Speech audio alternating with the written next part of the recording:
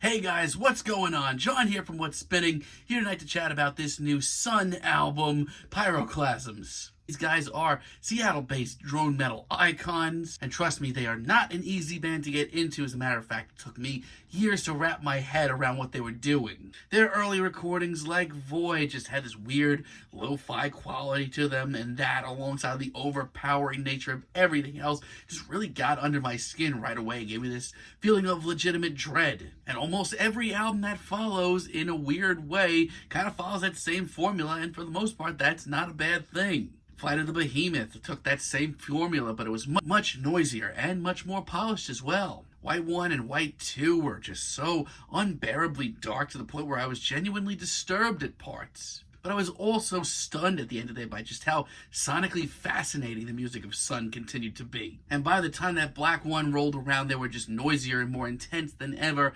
Fantastic freaking album. By the time that Monoliths and Dimensions rolled around, Sunn knew who their fan base were, they knew what they were doing. And hell yeah, once again, they knocked it out of the park, especially that big church track, Hell Yes. But for me, around the time of their Canon album, I sort of lost track of Sunn. Like, this album, had its moments, but overall, it kind of seemed meaningless to me.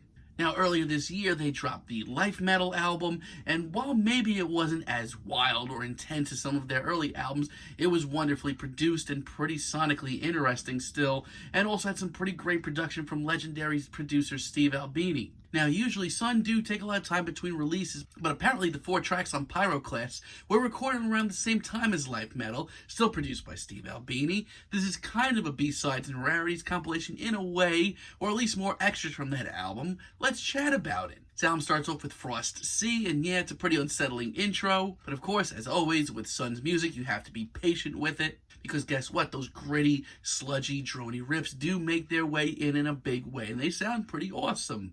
Now, there has always been just a genuine sense of dread with the music of Sunn, but with the production of Steve Albini on board, there really is this new sense of, apprehension, this serious danger in your way when you're listening to this track, and I love that. And of course, a lot of the same elements that makes up Sunn's albums throughout the years do show up here. That dreary monolithic riff is just slapping you right in the face constantly, and that element of genuine fear and just unsettling is here in full force. But the vast atmosphere that Steve Albini brings in makes for some genuinely interesting moments. For example, that power chord is a little bit more shimmering than usual, and honestly, it might just be me, but with Steve behind the production here, I feel like there's just so much more going on underneath than usual. It's more of what I kind of expected, but that's not necessarily a bad thing. I mean, this track is just a pretty standard Sunn track, but in the best way. It's very euphoric and very powerful by the end of it. And Kingdom's G actually moves me even more. I love just how gigantic this track comes off, even though it's not as brooding as you may think. And like a lot of the material on Life Metal, it's oddly kaleidoscopic at times, practically colorful, even if all the colors are genuinely grim. And the twinkling riffs that pop in and pop out alongside this long continuous drone are pretty fascinating too. Yeah, this track actually progresses pretty wonderfully for an 11-minute Sunn track, and that doesn't always happen. And yeah, it's pretty freaking powerful by the end of it, and the guitar effects towards the end makes this one absolutely transcendent at times. And Ascension A is one of the most instantaneous tracks that I've heard from Sunn in years. It's practically alarming. Immediately, it's very hazy. It's sort of a call to arms. It's very hard to keep track of. But yes, it still does sound like the legendary Sunn. It's that classic sound at the end of the day,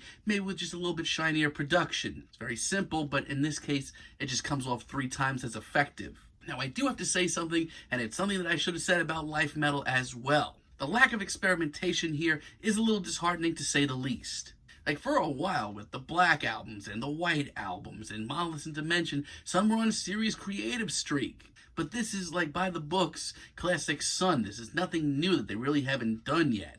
And no, that's not a bad thing, and still sonically, there is some serious chemistry between Sunn and Steve Albini. But if you want to hear the band go deeper into their sound and experiment more, you may have to wait till their next album. Now sadly, I'm really not that into the track Amplifiades. Now this is probably the heaviest and most metal track here. There's no extended intro, there's nothing like that, it's just instant, big, meaty, drony riffs. However, some of the production here is not really up to my standards, not feeling it.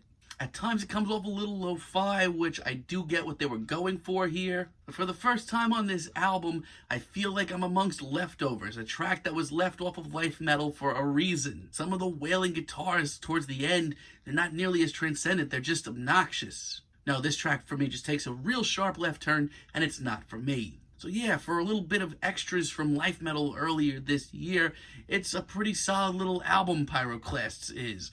There's the classic Sunn sound, and if you liked the direction they were going with Steve Albini, you're probably going to like most of this here. Like I said, the experimentation is down, but sonically the two still do have a lot to offer. But there's also a couple of moments here where I absolutely understand why this was left off of Life Metal. But still, this is decent. If you're a Sunn fan, you're going to want to hear this. I'm feeling a light 7 on this album, but let me know what you guys think down below. If you liked the video, be sure to give us a like, give us a subscribe, and let me know down below what you would like for me to chat about in the future. Until next time, have a great day, guys.